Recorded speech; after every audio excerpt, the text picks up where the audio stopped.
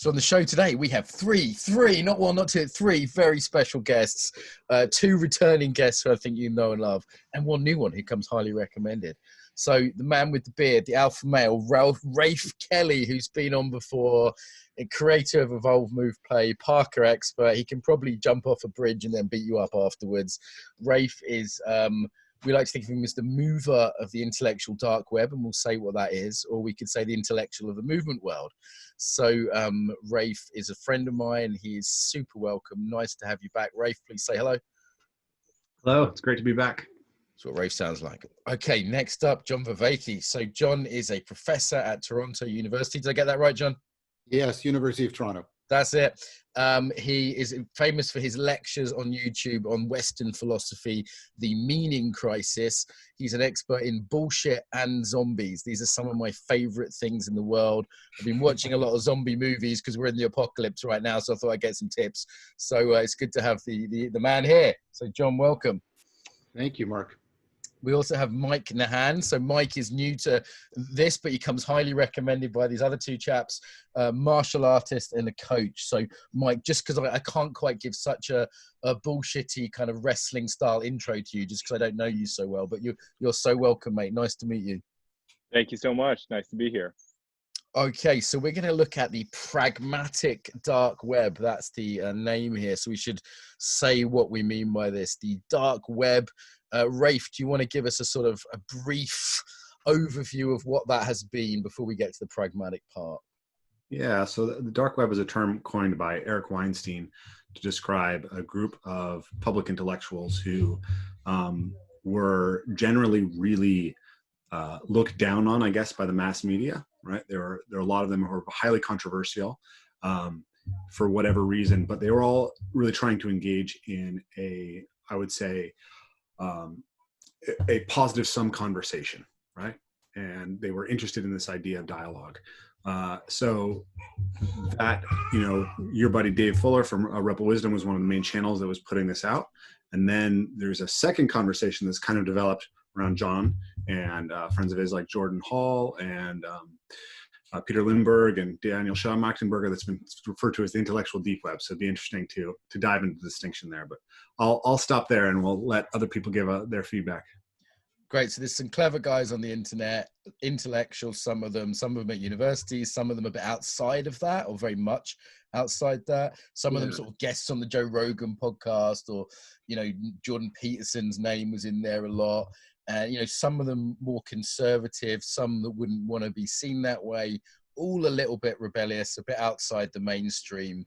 And there was a time when it felt very restrictive what was in the mainstream. And it was very refreshing when a lot of these people started cropping up on my YouTube and people would sort of almost like slip them under the table. It reminded me of being a drug dealer. They'd say, oh, there's this guy you should check out. And I'd get sent a link, but don't tell your liberal friends or whatever. And it was kind of exciting and cool. And then it's, now got much bigger.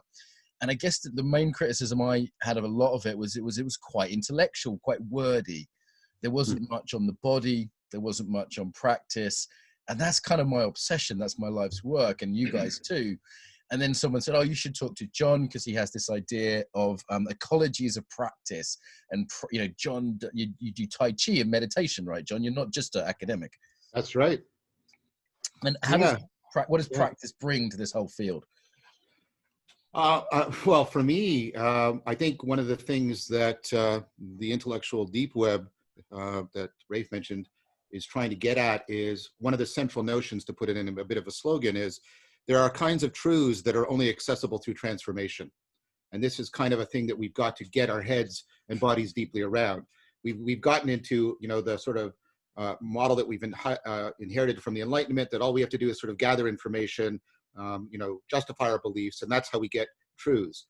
And then there's an ancient idea that's being revived, and I think also renovated, to say, no, there's a lot of truths that are only accessible to us in transformation. And the only way you ultimately engage in transformation and ultimately aspiration is through transformative practices. And these practices have to be comprehensively transformative because the transformation that people are seeking, the truths that we're seeking, need to be of a comprehensive nature. So for me, in fact, I often have the slogan, don't tell me what you believe, tell me what you practice, precisely because I'm interested in those people who are seeking the truths that are only accessible through transformation. Great. So an idea from John is this idea of ways of knowing. And this makes sense, right? Knowing about France is not the same as having been there and experientially got a sense of Frenchness, right? We understand that learning French is not this, is a skill acquisition. So there's these different ways of knowing that this is quite, and this is why sometimes people look down on academics. They'll say, well, that's just academic knowing. And with this idea that it's been separated out somehow in Western culture to learning about things rather than other, maybe deeper and more pragmatic ways of knowing. And, people that are into practices like we are, like martial arts or meditation, know this just experientially. Yeah. Mike, do you want to jam on that a little bit? It'd be nice to get to know your perspective a bit here. Yeah, I mean, I would say that off of what John said, part of participating in the practice of movement or martial arts or any of the practices like yoga, a lot of that is kind of a connection with your body. And I think that right now in the age in which we live, we're kind of almost separated from our body a little bit.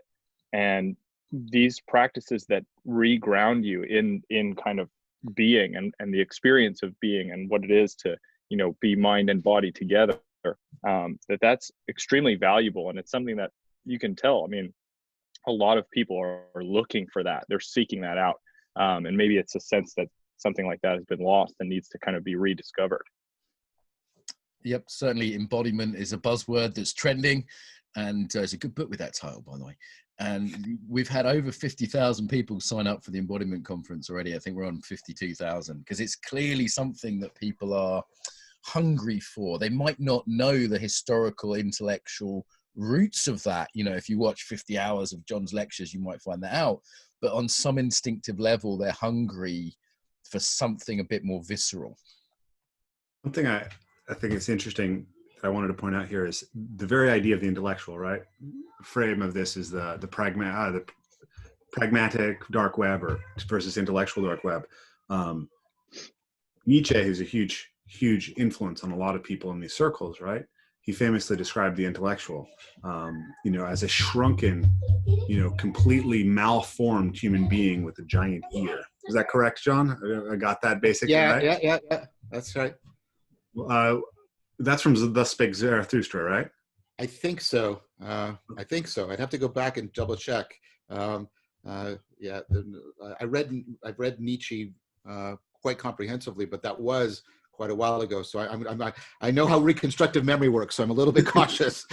Okay. So essentially, but here's one of the giant influences in these circles, and this is what he's saying about intellectuals, is that it's this tendency towards only getting the information and letting the rest of yourself die in a way, an atrophy.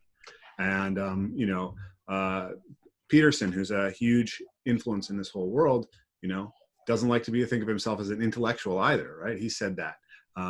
Nassim Taleb, who is someone who's very interesting to me right now, given the situation with COVID and how prescient he was about that and going back and reviewing his thoughts, he also, has a real problem with that. And I think that what we're seeing is that there is this distinction between embodied knowing and propositional knowing, and that for certain types of people, it can be very attractive to just accumulate as much propositional knowing as possible. And the danger of that is you become that thing that Nietzsche was describing in Thus Spake Zarathustra.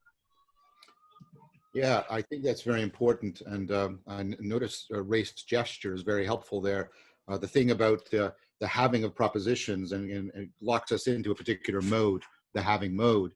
And I think what Mike was pointing out to is re-embodying is one of the ways. I think it's maybe even the first way. Let's call it the gateway in which people can return to the being mode in an important way and access the connectedness. I would suggest that it's not that we shouldn't think it just as embodiment. I think all 4 E's of the 4E cognitive science are important, and I think Rafe, a lot of your ecology of practices brings out them. It's not only that we're embodied, we're also embedded. You talk about being embedded in nature and getting that connectedness is really central. It's inactive, which of course is very central to what we're all talking about, that a lot of our cognition is done that way. And it's extended. We don't only have individual cognition, we have distributed cognition, which is part of what the web is in fact referring to, a distributed cognition. And so all of these things are ways in which people are recovering the ways in which we deeply connect, which are so central to recovering the being mode itself.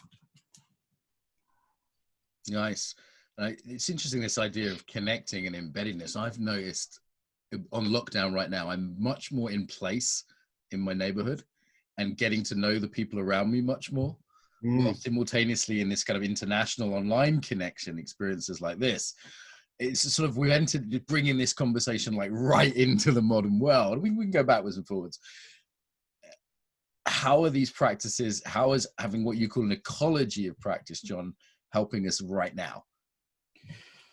So right now, what I mean, I'm doing a lot of work with Christopher Mastropietro on this. I mean, there's ways in which we're experiencing a lot of the factors that were pervasive, but to some degree backgrounded in what I articulated as the meaning crisis. So for a lot of people, you know, they're experiencing a kind of democide. They're losing a lot of their home, and it's really shrinking. And they're getting a reciprocal narrowing of their world. And a lot of the things that kept them busy and distracted have disappeared. And they're sort of falling back onto, you know, our sort of ultimate resources of you know, meaning making and attempting to connect. And I think, therefore, what's happening is, if you'll allow me a bit of a turn of a phrase, is the meaning crisis is coming home, and people are finding that there's not much at home anymore. They don't have a lot of, although in some sense our culture has made us all very egocentric and very subjective in our orientation. What does it mean for me, and et cetera, et cetera. We're realizing that when we ultimately collapse to that place, there's not a lot of depth.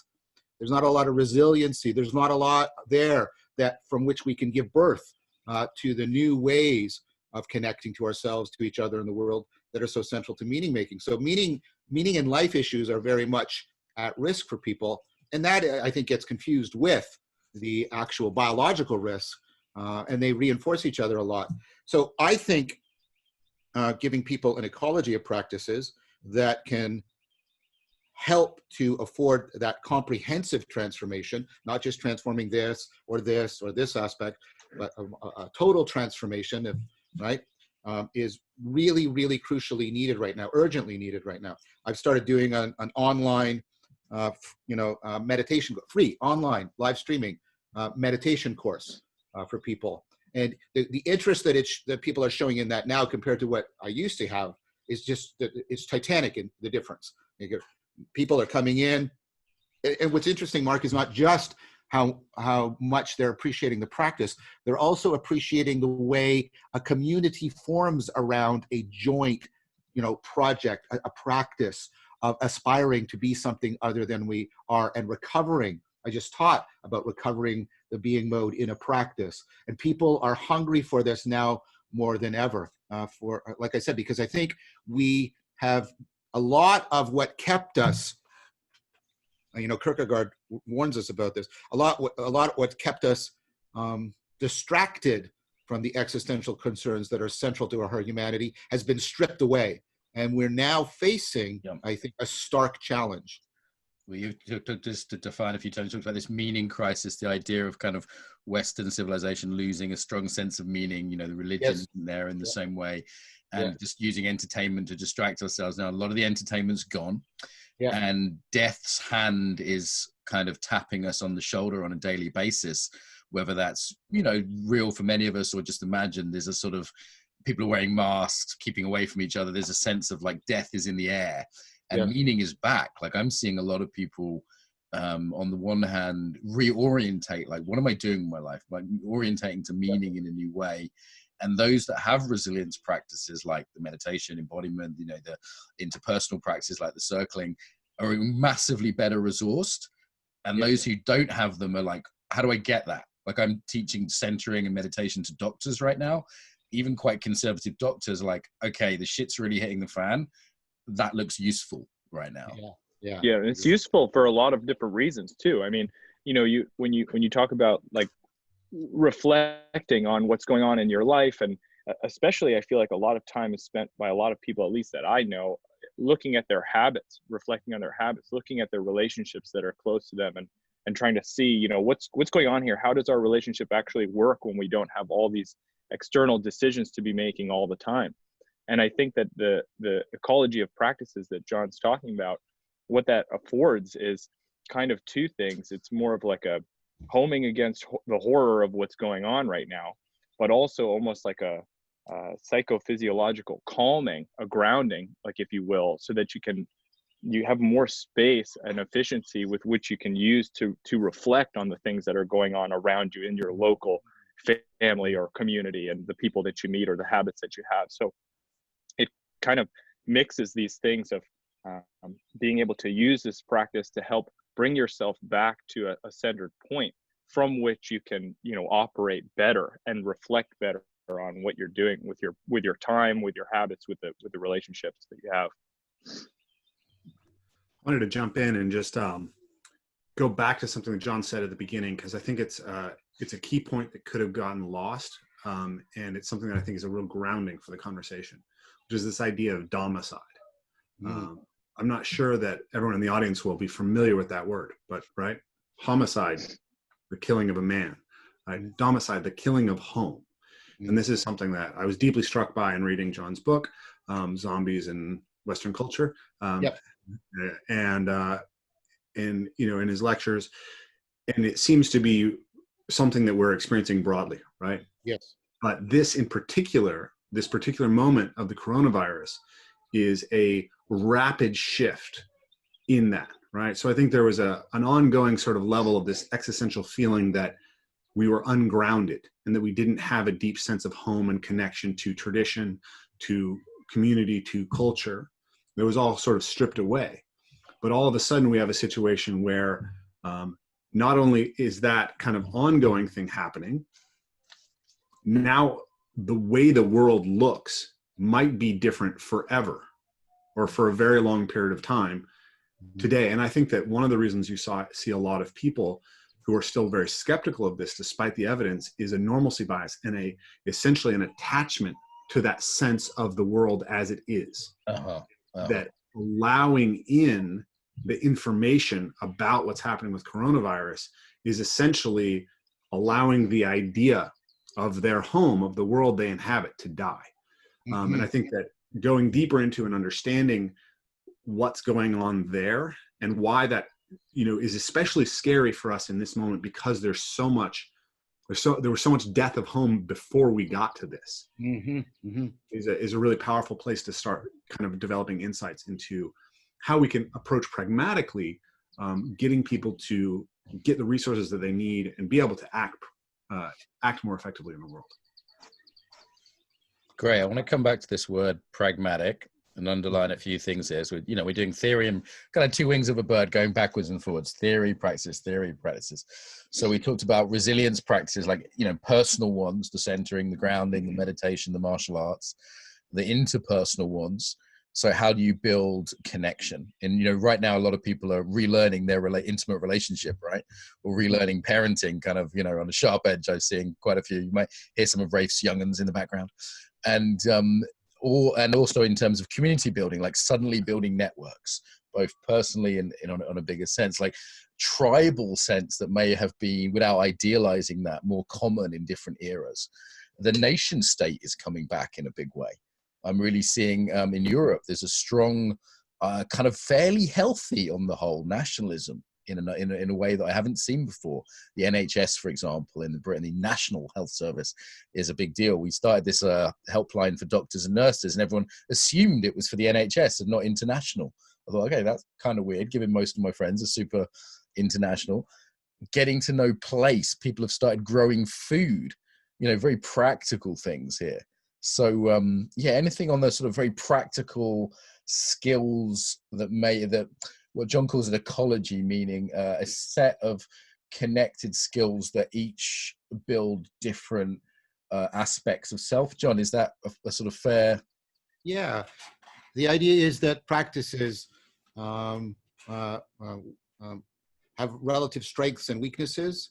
And what we want to do is we want to more mindfully and reflectively, hopefully also rationally, and with our best scientific information, put together these practices with an eye to these respective sets of strengths and weaknesses. So we form patterns of complementarity and patterns of self-correction, so that again, we can service what I call elsewhere the ability for people to complexify. A system complexifies when it simultaneously is diversifying and integrating.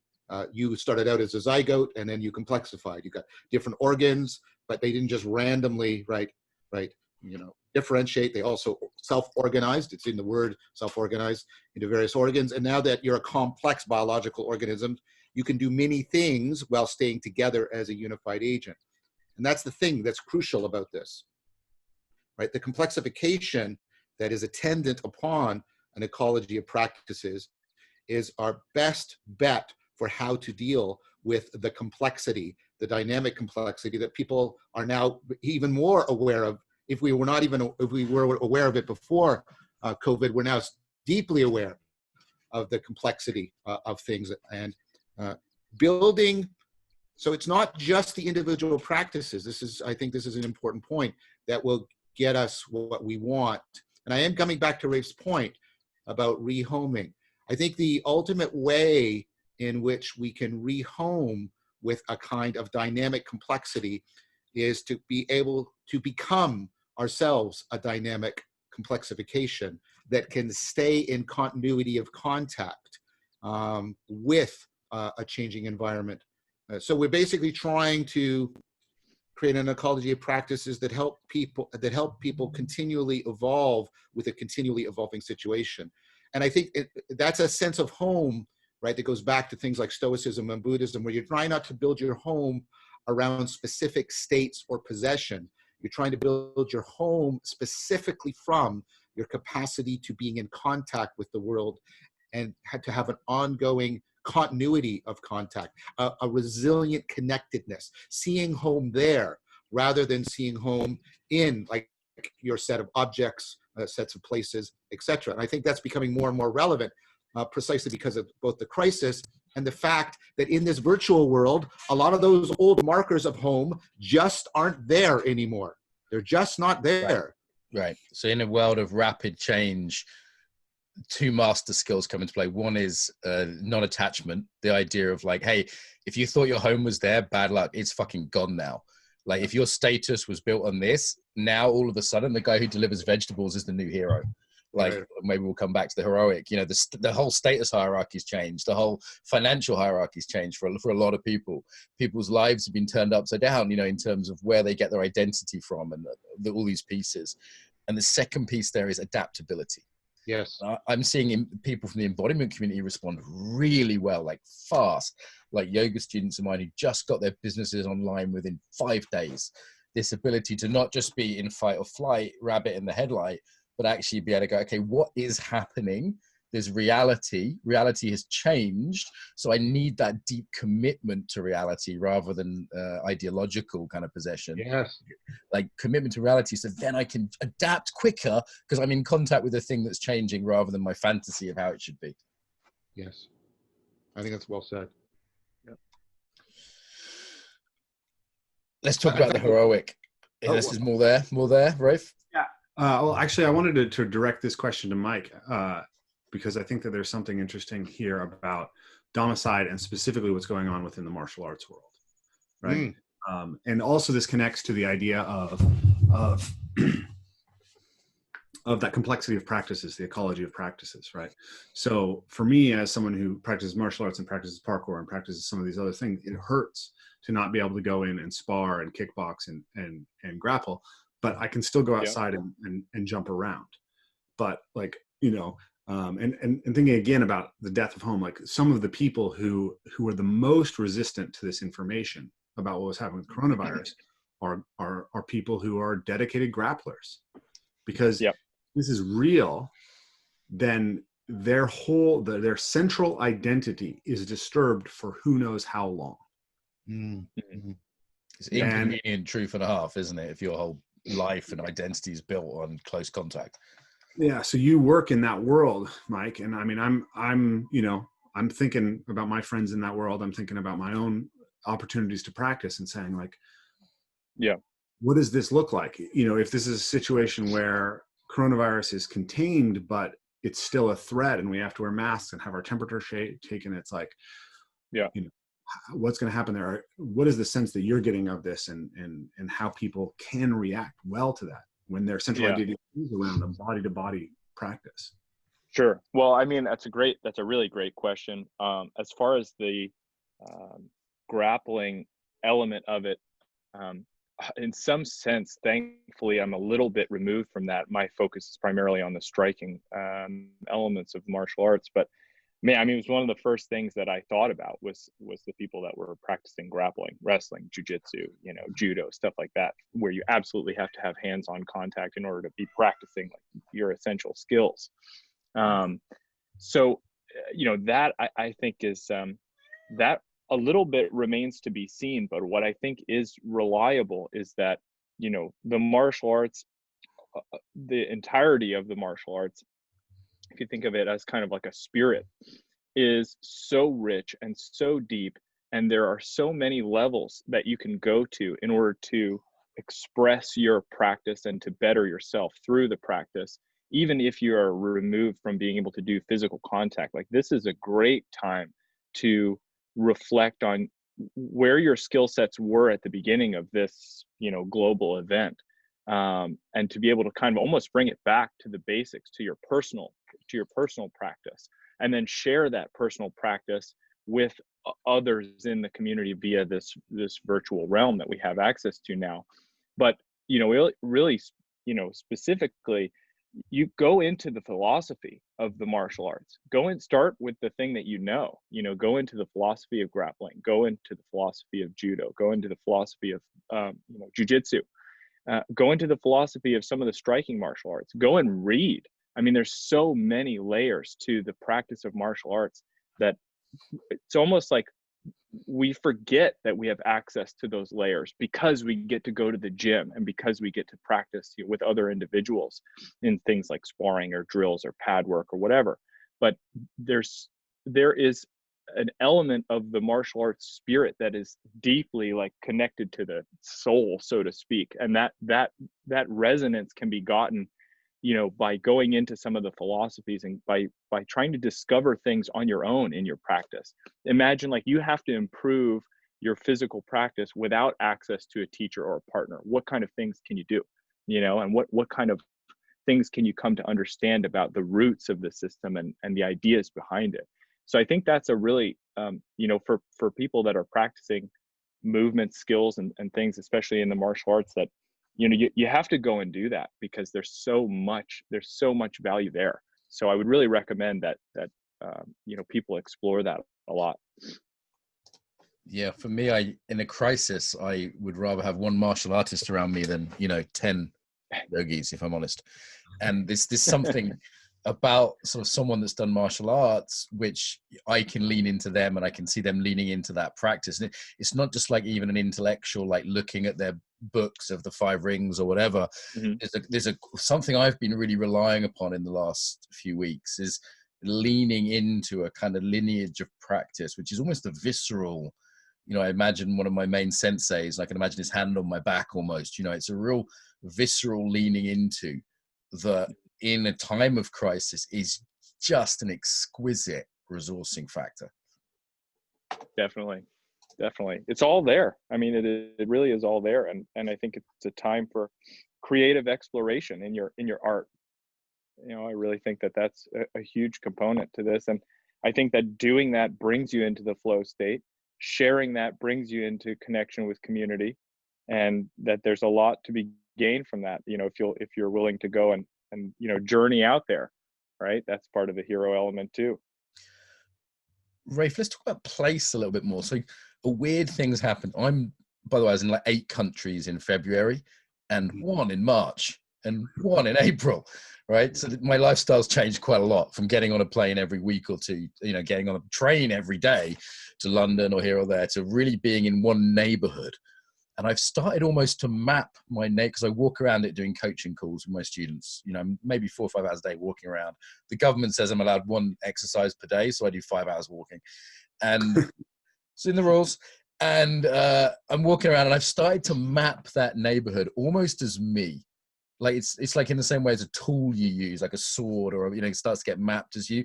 It's not quite the same as like my favorite aikido stick or whatever, but there's a way in which and I'm going down alleys I haven't been in before. And I'm looking at things with more detail. Like, is that where the food is?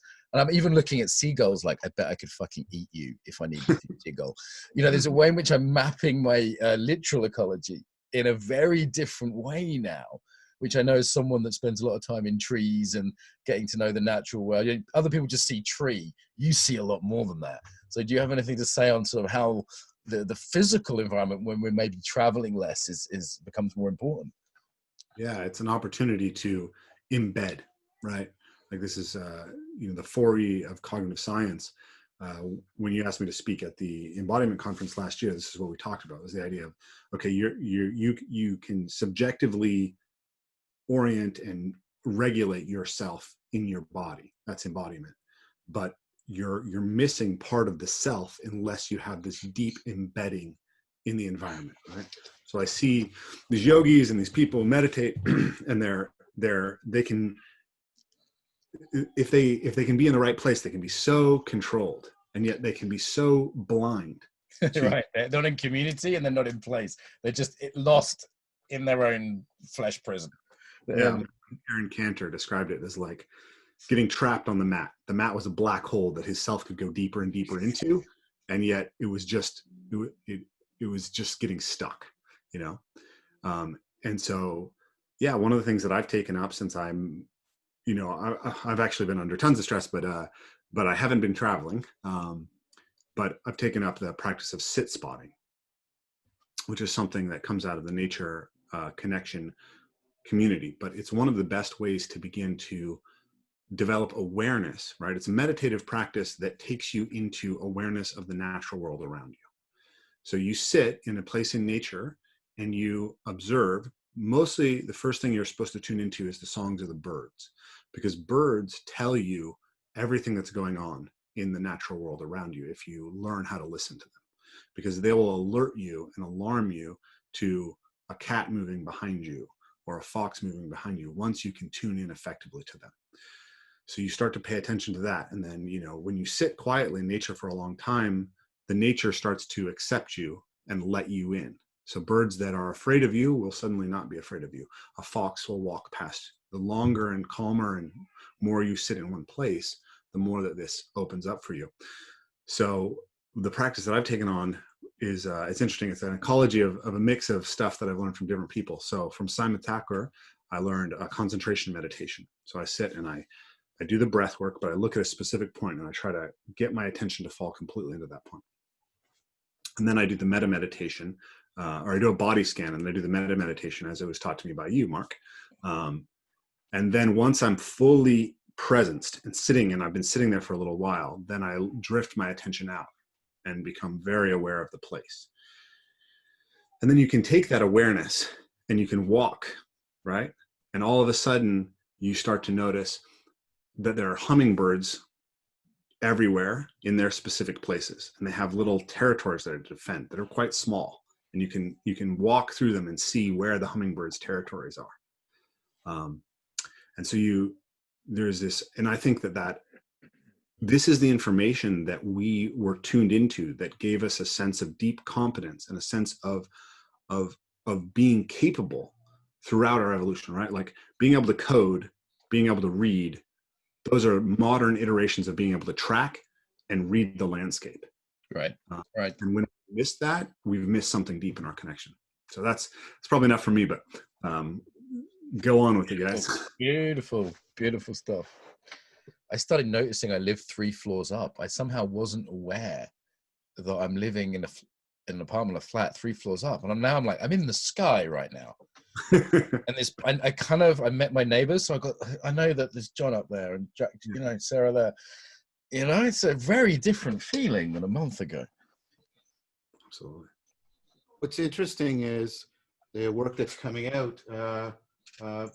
Barbara Tversky has Mind in Motion about that kind of tracking and navigation, the literal tracking and navigation of the physical environment in that deeply coupled way that Rafe was describing so eloquently. How much that is at the basis of how we navigate in our thoughts, how we navigate in our thinking, how we navigate in our problem solving, how we appropriately connect, our different skills. So basically that machinery that we had previously so backgrounded, and then as you pointed out, Mark, we're now waking up to, we're being sensitized to. I hope what can come out of this is the deep recognition of how that navigational relationship to the world is so fundamental. It's primordial to a lot of our other what seem like abstract abilities, our cognitive abilities, and the way we're in our heads, as people say. And so for me, that's an interesting place where all of the 4 E's come together, because navigation, physical navigation, requires embodiment, as Rafe just indicated. It's really about embeddedness. Of course, navigating is also an action. You're having to constantly adapt the sensory motor loop as you move around the environment. And there's an important way, as Rafe just said, it's extended. He was making use of the cognitive machinery of the birds, right, in order to do what he was doing. And all of that, and how we are deeply attuned to that. And we think there's a sense, I take Rafe's point to be correct, in which one sense, we've left it behind. But there's another sense in which we can never leave it behind. It's primordial. And the degree to which that primordial level is starved is the degree to which we lack, it can't permeate up through the rest of our cognition. What it does is, if we starve that lower level, if you'll allow me that metaphor, right, our depth and resiliency is also deeply, deeply starved. It looks like the most, walk around, wow, that sounds like just a trivial thing to doing. I'm trying to actually make an argument here. No, it is really, really important. If you want to develop the capacity for, adaptive resiliency, then waking up to that what you might want to call the navigational aspect of our being, I think is really, really central. I think it's really important.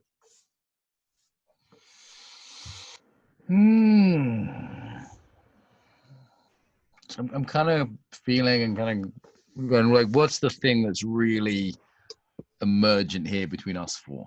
Like, what's the thing that's like most live, most juicy for us to quadra inseminate each other?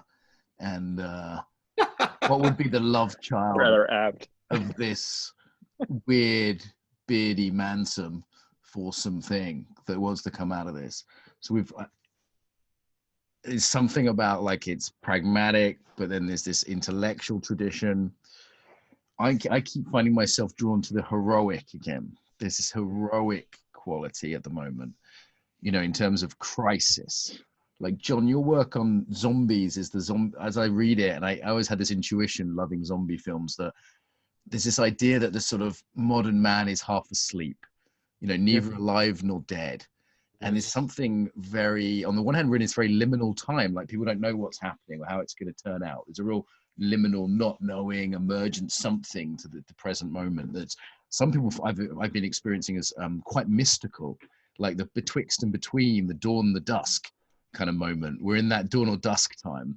Other people just want to sort of block out or stay busy and ignore, or try and get some sense of competency by cleaning their house or, some kind of displacement activity. But then there is this opportunity in this, it's not quite one thing or another, and yet it's very alive. I think I don't feel like a zombie now. There's a way in which people in society seem like human beings again. Well, I think that's very important. I mean, the word crisis actually means judgment. That's what the Greek word means. And so this is a time where we are rediscovering that we have to exercise judgment, where that doesn't just mean propositional judgment. It means like reevaluating, reconceiving, getting insightful understanding into the things that ground us.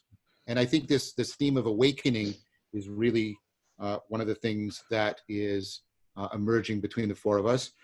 And I think another good word that comes from Greek is kairos, that we're at a kairos, we're at a turning point where various many things have come together to afford something analogous to what happens to an individual and an insight that happened collectively. Things that would seemed impossible to consider or non-viable fictions are now people have recognized them, are judging them now to be real possibilities, real options. And that's important. And I think what's happening is we have to facilitate improving people's judgment as they try to reappropriate those real possibilities that have now come alive for them. And the thing you do is to pay attention to development. When we are in liminal, when we are in between stages, when we are moving from one way of being in the world to another stage, like in child development, what the main machinery that facilitates people getting through that reconfiguration of their ability to judge and make sense is serious play. That's what kids do. They engage in serious play. And I think what we're trying, between us, what we're trying to do is get people to remember, deeply remember serious play and why it's serious, and that our culture is really messed up about play.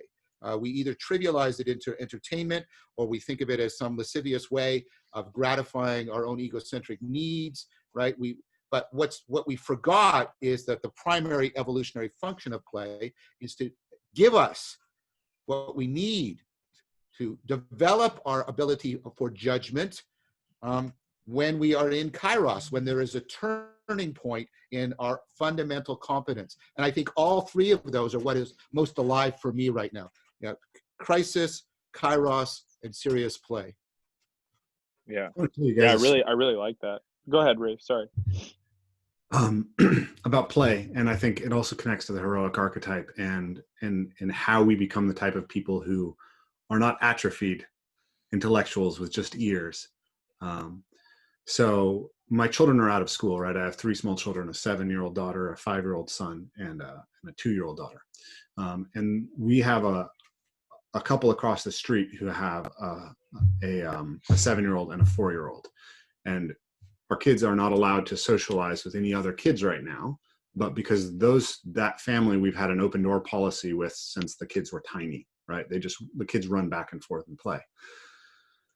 So they actually have a cabin up in the woods. They came back from the cabin and the kids were just so excited about having the opportunity to play with each other. So they were playing, and then we took them out to the woods and they got to play and climb trees together.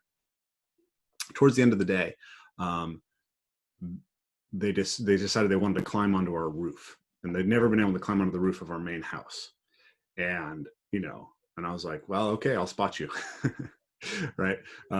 And so Trey, the older boy, he's 7, he climbed up, and then my daughter Audrey, and then Scarlett, the girl next door, she climbed up to the top of the roof. She's 4. And then Kier, my 5-year-old, who's very strong. He can do 7 pull-ups. He can do front flips on the trampoline. He can jump really far. But he started to climb up, and Scarlett took the chair that he was using to climb up to climb something else while he was in the act of climbing up. And he got a little scared and reached down for the chair, and he flipped out because it wasn't there. So he had that huge burst of fear. So, but he wanted to be with the other kids. He wanted to do this, but he was having this really intense fear experience. And so I told him, it's like, it's okay. Like, take your time. I know that you can do this, just wait till you're ready. And so he came back, and he almost backed out, and he went through this several times. But finally he gets up on the roof, and then he's so excited, and he's jumping and he's playing. And then it came time to get down off the roof.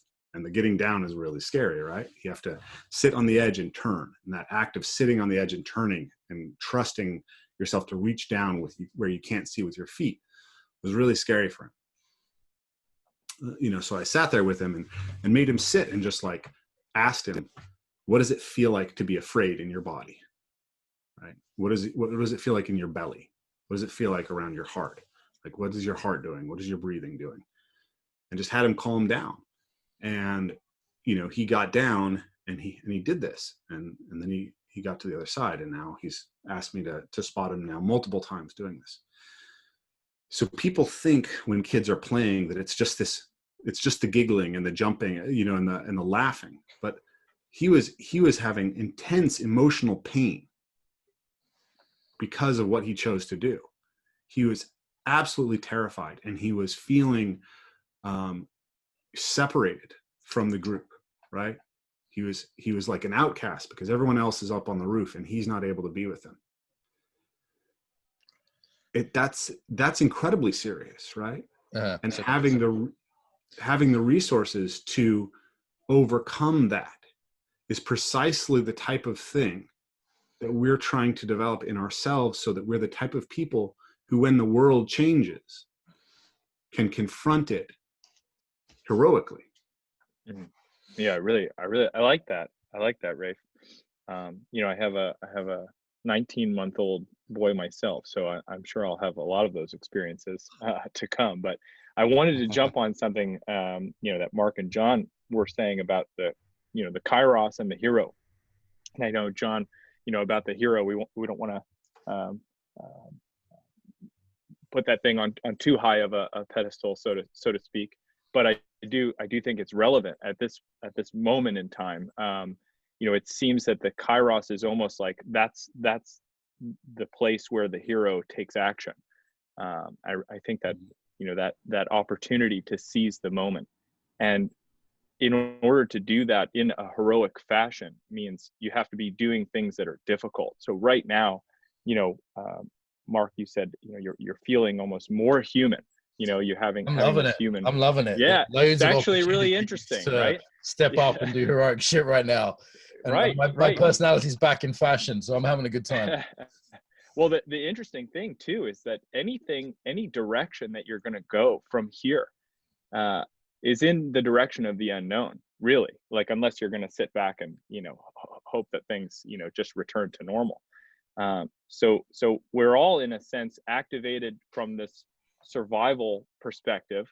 You know, our physiology is activated, but then also, you know, we have the opportunity to look ahead and see what needs to be done in order to go to a new and better place. And that those decisions, those moments of judgment and action, that's the kairos. Like, that's the moment that you actually need to be heroic and be like, oh, I'm going to go for that, or I'm going to make this change. I'm going to endeavor to do something, you know, that's going to have a positive transformative element to it.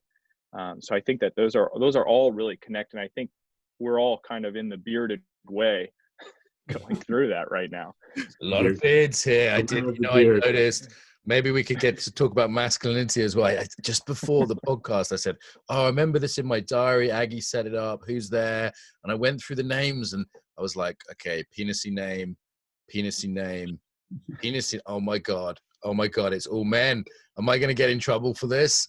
Like, there was this moment of fear of like having an all male panel. I mean, I haven't checked, so I don't know, Mike, you know, but it's, you know, I'm just guessing. So I wonder like what masculinity looks like in this environment. John, any thoughts on that? Well, maybe I can bridge to it. Yeah. Because I think there was something in what Mike said, and there was also, I don't know if Rafe's uploaded it yet, but Rafe and I had a really important, I think a really central, and I want to get it out there, conversation about the hero archetype. And I think it was a very valuable discussion. But one of the things I want to say, maybe to tighten up the connection between the hero and the kairos that Mike was alluding to, is we have to remember that kairos means like it's like we're in criticality in a system. It can bifurcate. It can go multiple ways. And, you know, one of the things that I think the hero has to do, I mean, the virtues are not separable from wisdom. I take that Socratic thesis very, very seriously. And heroism and courage are not separable from wisdom, because I think part of what courage means in this situation is seeing through the illusions, and also judging and choosing which one of the things that's trying to come to life, which one we're going to try and bring to birth, to use a feminine symbol perhaps right now. But what I mean is there's a lot, and I've talked about this in other places, there's a lot of things that are happening.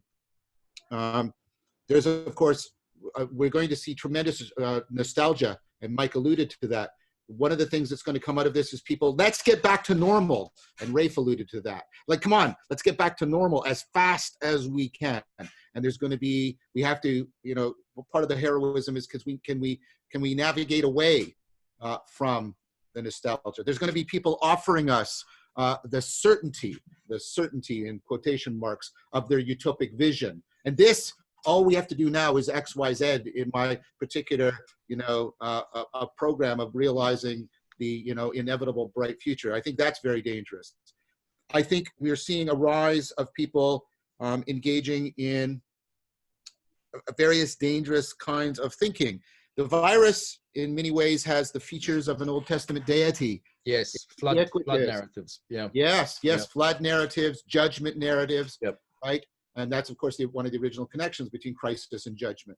And the idea that, because it's out there, it's ubiquitous, it can strike at any time. And look at what we're literally adopting. We're literally adopting purity codes. We're literally adopting purity codes. So there's a danger for conspiracy thinking, all this kind of stuff. All of this stuff is floating around. There's a lot of ways of being that are in competition here. It's not, and this is a deep point from Socrates. It's never just a competition of arguments. It's always more fundamentally a competition between ways of living, ways of being. And there's a lot in a kairos that are all mutually salient, and they're all competing. And part of the heroism is to help people to navigate through that so that we can go forward in a way that is ultimately wise. Stay in the not knowing, listeners. Like, stay in the new. There's a way in which I see people at first, they were just fight or flight. And now everyone's doubling down. There's the kind of my ecologist friends, a lot of them who, obviously make very good points often, but they're, it's almost like this religious quality, like man has sinned and now God will be punishing him with the virus. It's kind of like a preacher, but dressed as Greta Thunberg, right? It's this, and the conservatives are saying, well, the sinful ways of man, what did we expect? There's this sort of sin and punishment, and it's like, it feels cheap. It feels plastic. It feels old. It feels like a doubling down on some tired shit, rather than actually, whether it's conservative or liberal or ecologist or whatever, rather than staying with the fact you actually don't fucking know right now. You don't know. And we need to be deeply listening and deeply responsive and meaning making as best we can, rather than just falling back to what we already know and doubling down on it. I notice there's compassion in my voice around this. There's something pissing me off that you've helped me articulate there, John. So thank you. Welcome. In Meaning, Jordan Peterson's book, there's a chapter called The Strange, the Stranger, and the Revolutionary Hero. And the idea here is that anomaly is threatening, right? It's also promising, but it's threatening. So when something new happens, it can be a virus, right? It can be, so a strange people showing up and wearing different clothes, that indicates an anomaly. And our basic structure for anomaly is all these things. But one of the things that is an anomaly is the hero, right? A hero is the person who sees the problem before everyone else sees it, or sees a new way of being before everyone else sees it. He talks about shamanic transformations as places where you go out and change yourself such that you can see that. But that makes you an outcast. And right now, just being a little ahead of the curve is massively powerful from a leadership point of view. And the whole community is like, wow, you're amazing. You thought of something 2 days before we will. There's this sort of huge heroic possibility of just being a little ahead of the curve. Listen, because people are going to see the video, I want to acknowledge that Guy Senstock has just dropped in for tea to the intellectual pragmatic man party. Guy Senstock, founder of Circling. Can I just say a quick welcome before we let Rafe finish off his point there? Guy, welcome. Thank you. My apology. I overslept this morning. Shit happens. I'm cutting everyone extra slack because it's the end of the world. Rafe. Great, thank you. Yeah, so there's Mark, there's an aspect of the heroic individual, which is this assertive masculine energy. And when things are stable, when things are safe, or at least we think they're safe, that's a very disturbing energy. That's a scary and anomalous energy, right? The revolutionary hero, you don't need a revolutionary hero when everything's great. But when there's... I also get the sense sometimes people feel like I'm dangerous, but now I look, in comparison with the world, I now seem safer, which I'm really enjoying. I'm like, oh, man, a heroic protective mancock, no longer scary. You know, this for me is an incredibly relaxing time in that way. But we're just talking about masculinity, Guy, in the face of crisis and meaning making. And, you know, I won't try and bring you up to speed, but you're welcome to jump in. Mm-hmm. So I think it's just an interesting thing. So to wrap that back to what John was talking about, there's going to be a desire to return to normalcy. Mm-hmm. And normalcy is the state which exposed us to this risk in the first place. So that's a profoundly dangerous tendency. And so as we confront this crisis, we do not only need to confront the crisis to get rid of it, we need to look at this crisis as the opportunity to come out as a more virtuous, more organized, better integrated, more compassionate and understanding society, right? That's the job of the heroic individual in this particular moment, and really all moments. But these moments are the moments that give rise to that potential, right? The revolutionary hero is more welcome when there's a revolution already happening. But, you know, this is this point that Taleb has been making over and over again. We have a crisis and we double down on the very things that made us vulnerable to that crisis. Okay. So how do we create a more anti-fragile world? Yeah. Sorry, Rafe, I didn't mean to interrupt you. No, that I was pretty much that was the sum of my thoughts. So I really love to hear feedback on this. It's Irish rules anyway, not Canadian. People are allowed to interrupt. Okay, well, anyways, I think that was very well said. I mean, you know, and Rafe and I were talking about, you know, part of what this may mean is kind of a meta thing. I have to say meta at least once because, you know, I have philosophical training, which is not only the need for the hero, but maybe a reconfiguration, reconceptualization of the archetype. I mean, it's a point of that Jung made is, you know, the symbol, we never have the archetypes. We only have a symbolic coupling to them. And the symbols, the symbolic expression of the archetype has to continually be renewed. I mean, that was part of his critique of Christianity. It had symbols that worked for a very long time. And then like everything that has a life, the symbols can die. And Rafe and I were talking about getting clearer in our culture about the hero. Rafe made a very excellent point, how I had been in some of my critiques, and Mike was alluding to that, I had been conflating the hero with one version, which is the warrior. And that's something that our culture does very readily. So, I mean, I made a mistake, but I'm saying it's a reflective mistake. In that sense, it's a good mistake. It's a helpful mistake to become aware of. Rafe was pointing about, you know, a sense of the hero that encompasses the sage, which I think is something that he's alluding to here. Famously, Socrates was atypos. He didn't belong to any category, and he exemplified a way of dialoguing and a way of being that didn't belong to any category. And just to make sure everybody's clear on how pertinent this is, Socrates was doing his work while Athens was under siege and had suffered a major plague, right? So his work is even more relevant to us now than it might have been when I was talking about it even a year ago.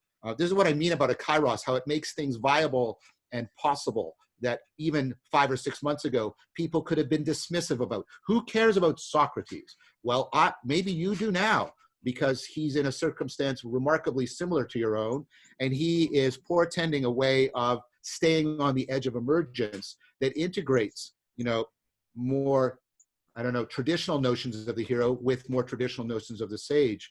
And I think that's really, really important.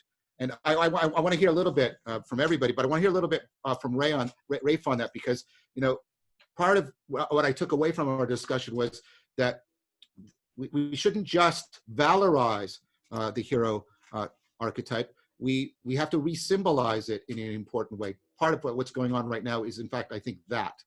What do you think about that? Just to briefly, we know the doctor as hero is the new one, right? It's not the warrior, it's the doctor or the nurse. It's not that new. Read Camus' The Plague.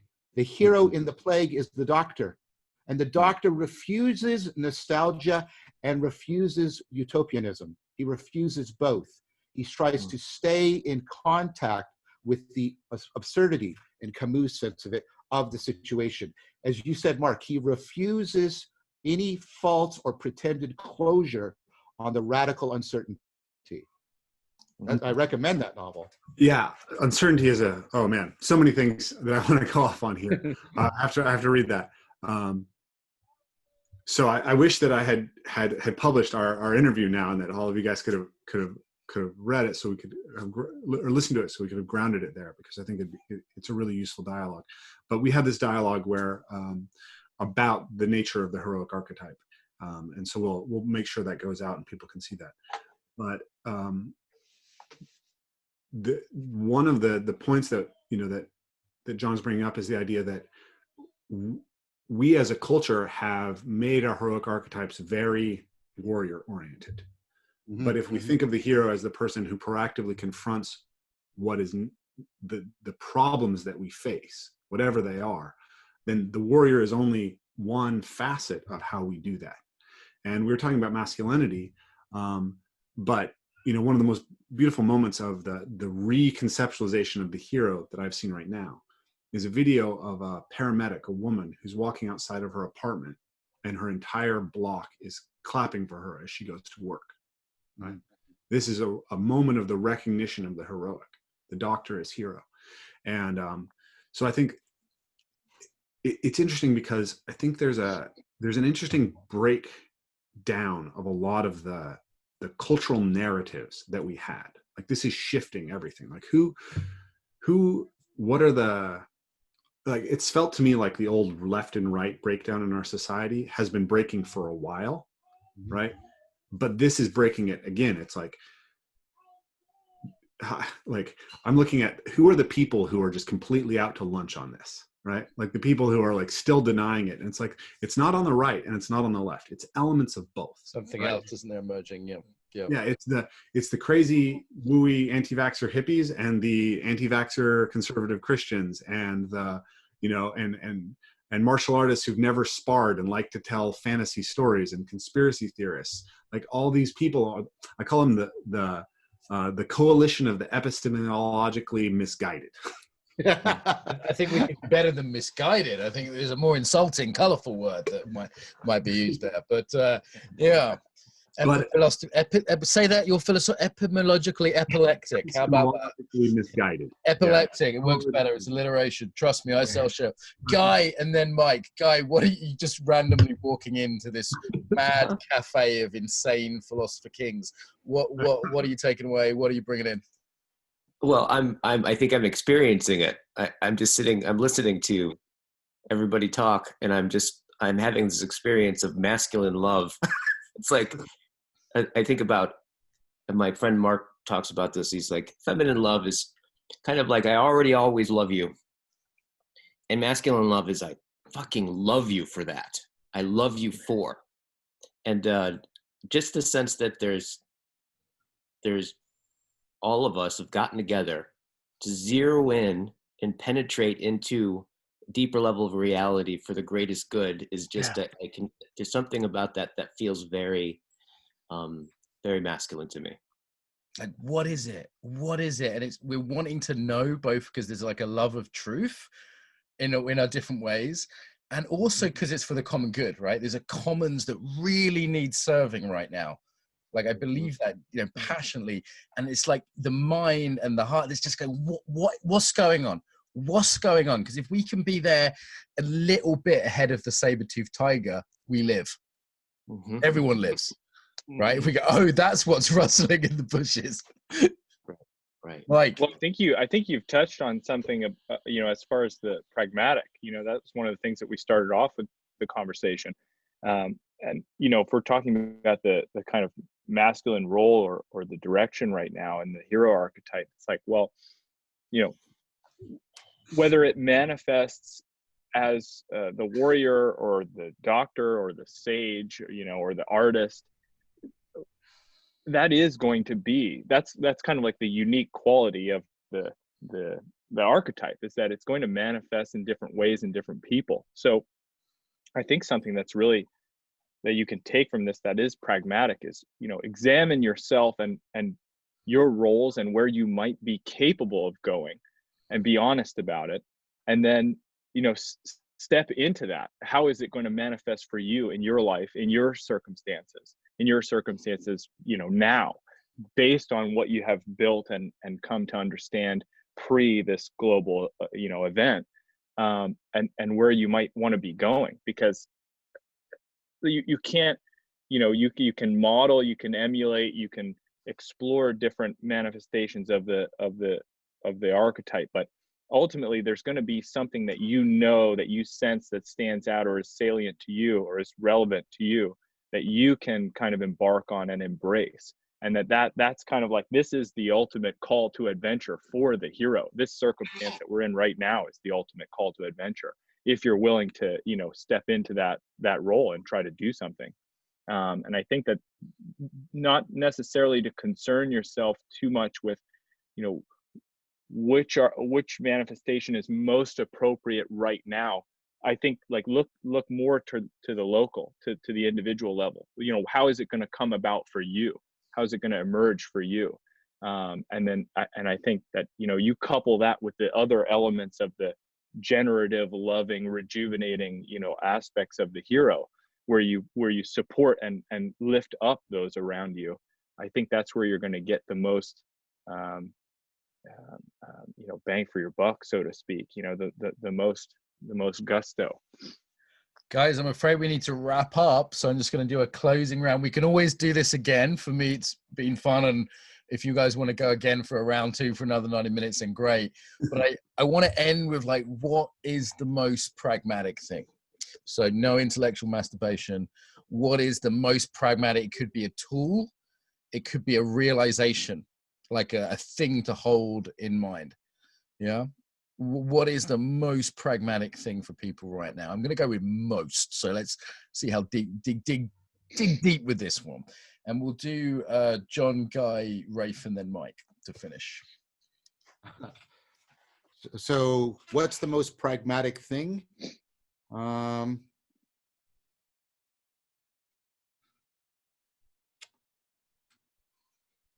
Find ways of transformation that increase your sense of connection. That's it. Boom. Guy, if you can beat that, I'll give you $100. Find the place, train your interest to tune into the most pertinent and relevant thing, while understanding you're an ant walking on top of an elephant, and bring all of your attention there and all of your gifts there, and listen deeply. I'm going to start with the very, very practical. Wear a mask when you're in public. Gloves if you're at the store. Wash your hands a lot. And beyond that, I would say, recognize that crisis is an opportunity to know who really has your back, and to know who has real insights to share, and to break your own epistemological stories, your narratives that are not serving you. Right? We need to have compassion. We need to ground the fact that this is a tragedy for many, many people, and we can't lose sight of that. But if we only focus on the tragedy, we lose the potential for post-traumatic growth. And that's the most powerful thing out there. So see how this grows you, see how this grows your community, see how this grows a better world to come out of it. I would have to say, to build on what everybody has said, whether you're training your focus to be on what's relevant, whether you're looking for a transformative connection, that all of that is going to require discipline.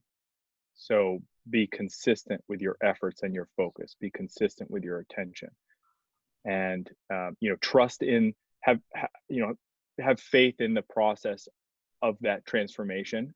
Stay disciplined. It will come. You'll see that it'll come as long as you're disciplined. Going to go with daily embodied practice, following on that as the foundation. A commitment to truth that goes beyond being liked. Being disagreeable is something to cultivate. And I was reminded of one the other day. You can't win an argument with your partner. If you live with someone, be fucking nice to them. All right. Gentlemen, this was epic. I hope we get a chance to do it again. I wish you and all your loved ones are safe and well. Thank you so much for joining us today. Thank you, everybody. Thank you, Mark. Thank you. Thank you.